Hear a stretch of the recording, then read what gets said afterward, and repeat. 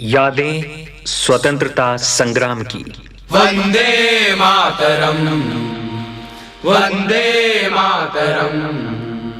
सुजलां सुफलां मलयज शीतलां, सुजलां सुफलां मलयज शीतलां। शस्य श्यामलां मातरम, वंदे मातरम, वंदे मातरम।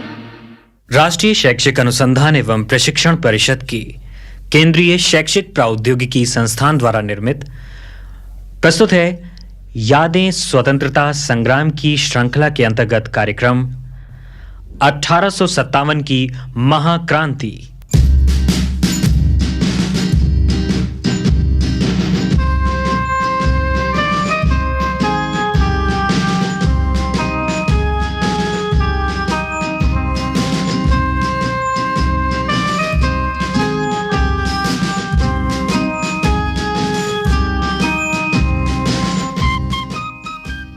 (1857) की महाक्रांति का विशेष स्थान है।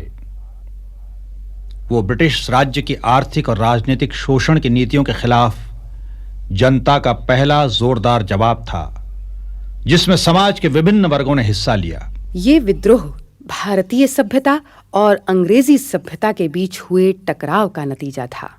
विद्रोह के पीछे एक कारण था ब्रिटिश सरकार द्वारा जनता का लगातार आर्थिक शोषण।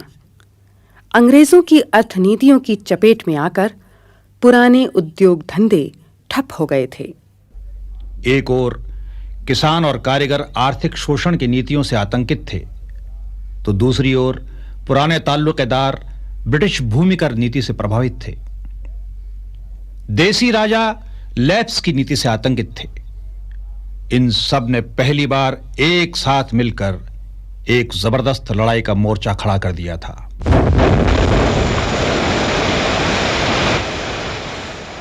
ये अंग्रेजों के खिलाफ एक मिला जुला विद्रोह था। ये कहना कि विद्रोह केवल सिपाहियों का ही था, गलत होगा।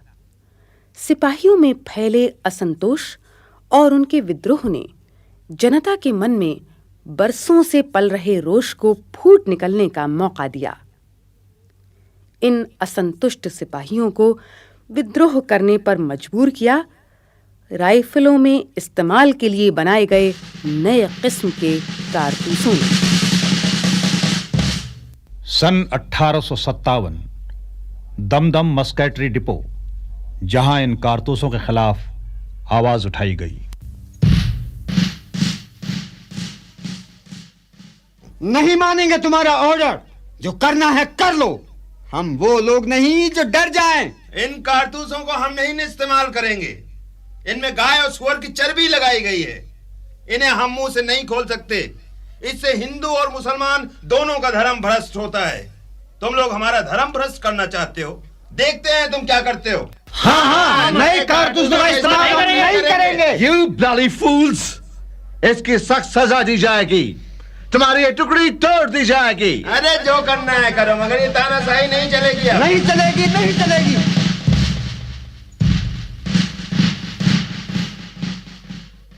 अरे हम सिपाही लोग इन अंग्रेजों को मजा चखाकर ही दम लेंगे। अंग्रेज हमारा धर्म मिटाने पर तुले हैं। हमें जबरदस्ती समुद्री यात्राएं करने पर मजबूर किया जाता है। यहां तक कि हमें अपनी जात की पहचान बनाए रखने देने के लिए दाढ़ी बढ़ाने से, पगड़ी बांधने से, टीका लगाने तक से रोका जाता है। और तो और अब ये नए कारतूस वाली चाल। और क्या हम नहीं जानते कि इन ईसाई पादरियों को सेना के बीच क्यों रखा जाता है? अरे हमें ईसाई बनाने के लिए ये हमारा धर्म बदलना चाहते हैं। मंगल पांडे, तुम क्या सोचते हो? अंग्रेजी हुकूमत की ज्यादती हम पर बढ़ती जा रही है। सुना आप सबने? हमारी टुकड़ी कारतूस इस्तेमाल न करने के जुर्म में तोड़ दी गई है।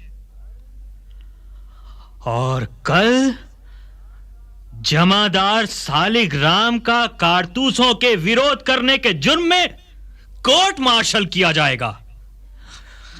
मेरा तो खून खौल रहा है अब तो अंग्रेजों का खून करके ही मुझे चैन मिलेगा। यही मंगल पांडे, तुम सिपाहियों को हमारे खिलाफ भड़काता है, सुअर का बच्चा। तुझे तुझे तुझे मैं जिंदा नहीं छोड़ूंगा। क्या करते तुम?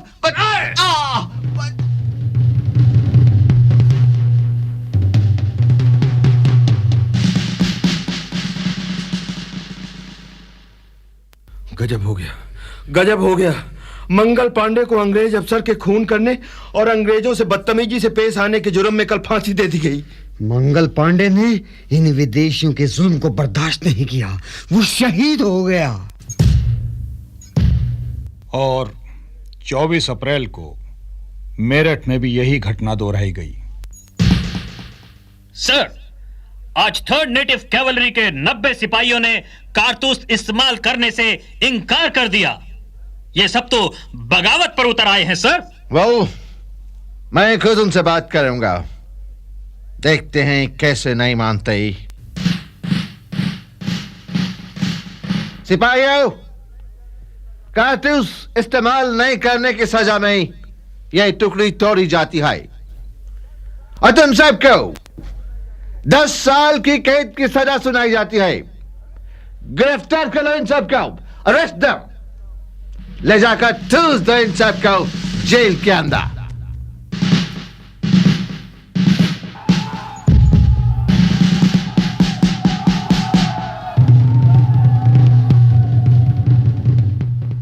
इस गिरफ्तारी के खिलाफ 10 मई को मेरठ के सैनिकों ने अपना आक्रोश प्रकट किया।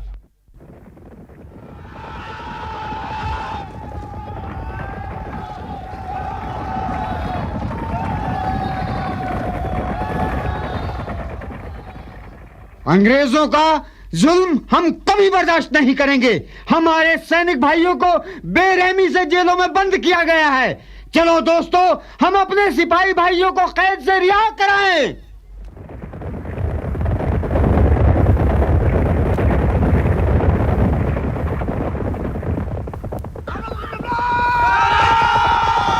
तोड़ दो जेल के दरवाजों को। तुम लोग किधर को चाहता है? तुम भी जेल में जाना मांगता है क्या? मार डालो इन अंग्रेजों को, कोई बचने ना पाए। जेल की दीवारों को तोड़ दो। ये बाहर कैसा शोर है? लगता है हमारे भाई हमें छुड़ाने के लिए आ पहुंचे हैं। भाइयों, भाग चलो, अब आप कैसे रिहा है?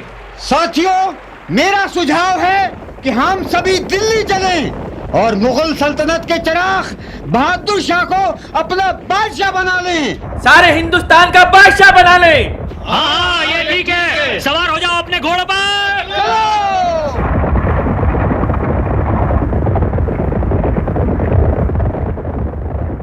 और फिर ये जाबाज सिपाही दिल्ली की ओर दौड़ पड़े, बादशाह बहादुर शाह जफर के पास, अंग्रेजी हुकूमत से लड़ने के लिए।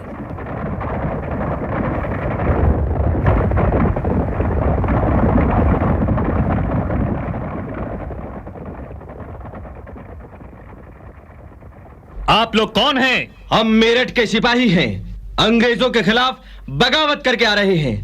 बहादुर शाह को बादशाह बनाने की इच्छा रखते हैं। बहुत खूब, फिर तो हम सब दिल्ली के घुड़सवार सिपाही भी तुम्हारे साथ हैं। चलो साथियों।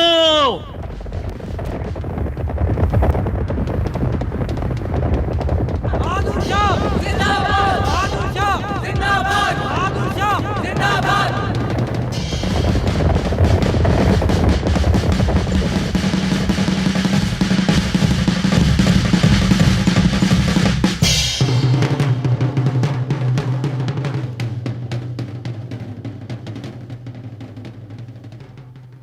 मुगल खानदान पर आपके इस भरोसे के लिए हम शुक्रगुजार हैं।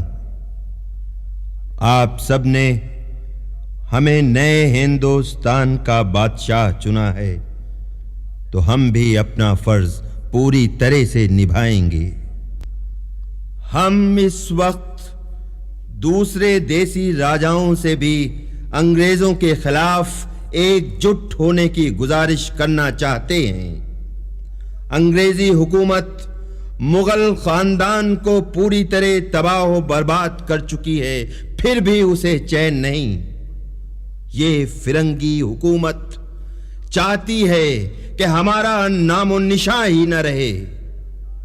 गवर्नर जनरल लॉर्ड डलहौजी ने हमारे और बाद के मुगल वारिसों को लाल किले में, जहां मुगल बादशाह हमेशा से रहते आए हैं, वहां रहने से साफ मना कर दिया है।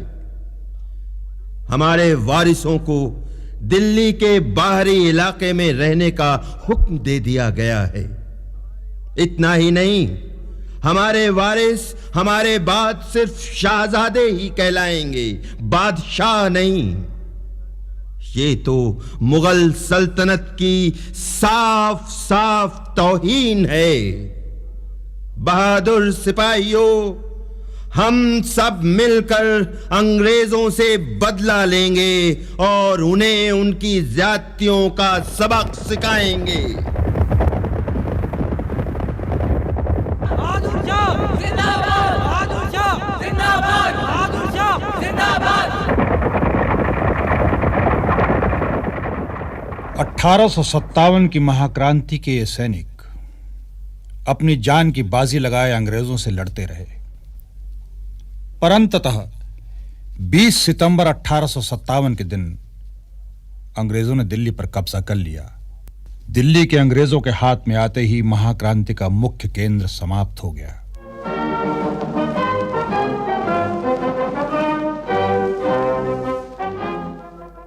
वेल, दिल्ली में हमारा कब्जा हो चुका है।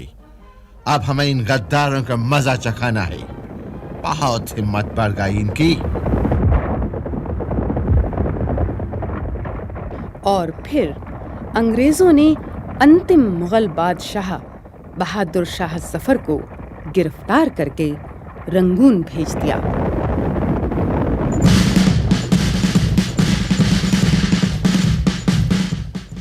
लेकिन देसी रजवाड़े अपने अपने क्षेत्र में अंग्रेजों से मोर्चा लेते रहे।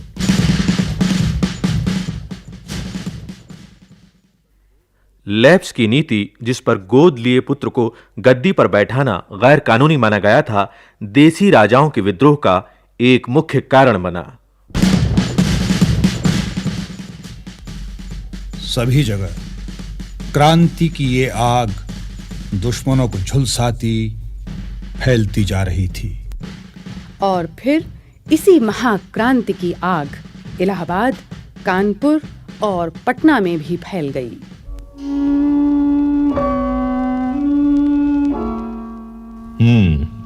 खैर और बगावत फैलती जा रही है। खबर मिली है कि पूरी बंगाल आर्मी ने हमारे खिलाफ लड़ाई छेड़ दी है।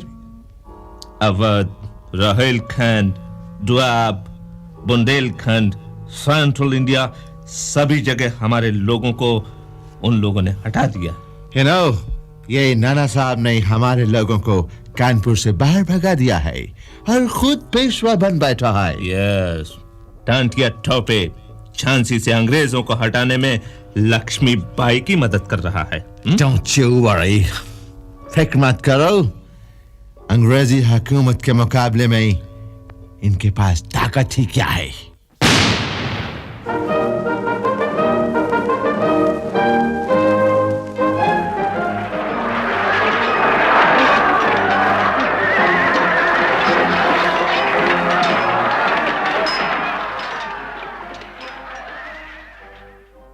तात्या टोपे जी, ये अंग्रेज लोग तो अपनी हुकूमत हम पर लाते ही जा रहे हैं।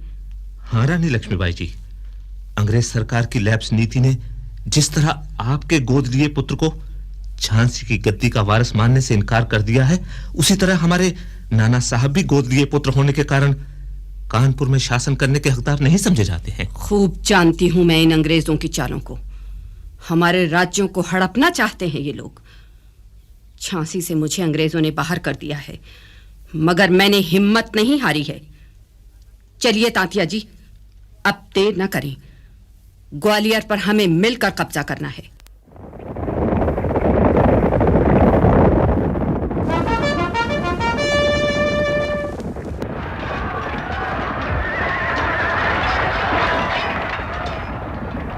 मेरे बहादुर सिपाहियों, हम सब मिलकर ये प्रण करें कि हम अपनी आजाद शाही को अपने हाथों नहीं दफनाएंगे।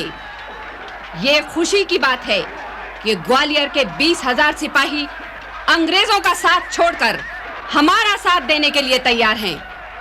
बहादुर सैनिकों, तो चलो अब देर न करो, छेड़ दो जंग दुश्मनों के खिलाफ।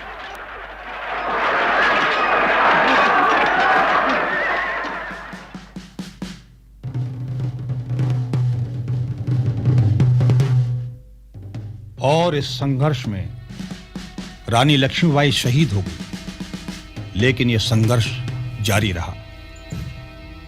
भारत में जहां-जहां विद्रोह हुआ, वहां विद्रोही जनता को बेरहमी के साथ मौत के घाट उतार दिया गया। अंग्रेजों की इस दमनकारी नीति से बचने के लिए नाना साहेब नेपाल की ओर चले गए और दूसरी ओर तात्या टोपे जंगलों में चले गए, जहां से उन्होंने गुरिल्ला लड़ाई जारी रखी। मुखबिरी के कारण तात्या टोपे गिरफ्तार हुए और उन्हें फांसी की सजा दी गई।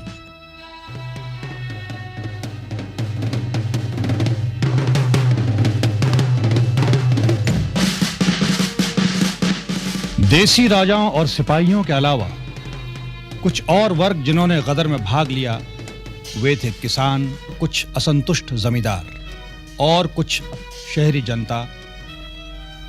अंग्रेजों की आर्थिक शोषण की नीति से किसानों का जीवन बद से बदतर होता जा रहा था।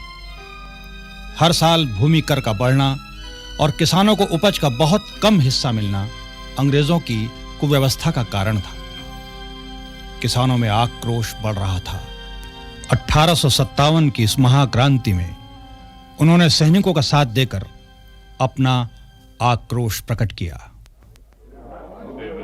भाइयों, हम किसानन का महाजनन से बदला लेकर इससे अच्छा मौका फिर नहीं मिली।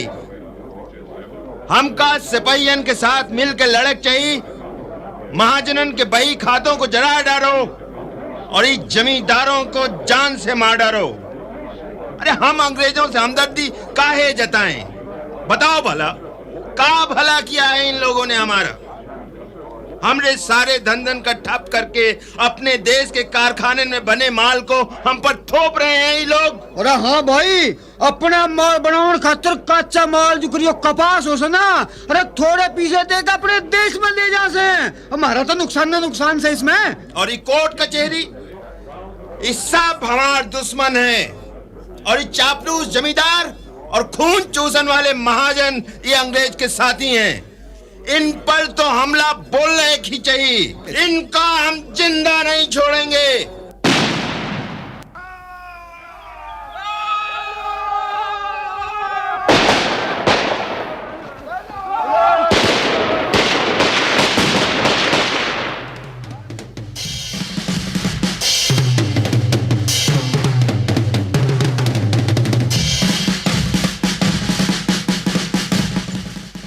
अंग्रेजों ने किसानों के संग्राम में कुछ चापलूस जमींदारों का सहारा लिया।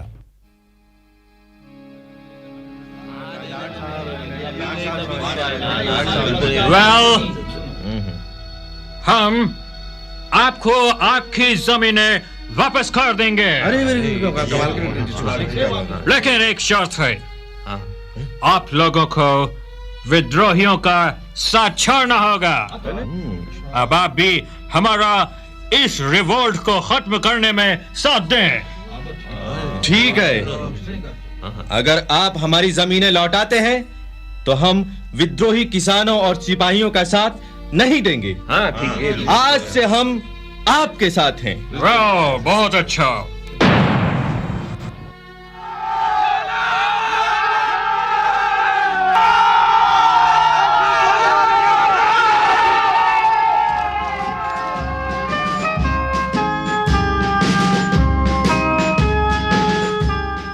और इस तरह अपने ही लोग अपनों पर टूट पड़े और गरीब किसानों को कुचला जाने लगा। किसानों का यह आंदोलन दबता चला गया। 1857 की ये क्रांति दो सभ्यताओं के बीच का टकराव थी। ये ऐसा टकराव था जिसके कारण समाज के सभी वर्गों में ब्रिटिश कंपनी राज के खिलाफ विद्रोह फैला। भारतीयों के मन में ये भावना घर कर चुकी थी कि ब्रिटिश राज भारतीय संस्कृति और सभ्यता का अंत करके ही दम लेगा। इन्हीं भावनाओं के कारण भारतीयों के मन में स्वतंत्रता के लिए लड़ने की लहर दौड़ गई। और इसी लहर को भारत की स्वतंत्रता का प्रथम संग्राम कहा जाता है।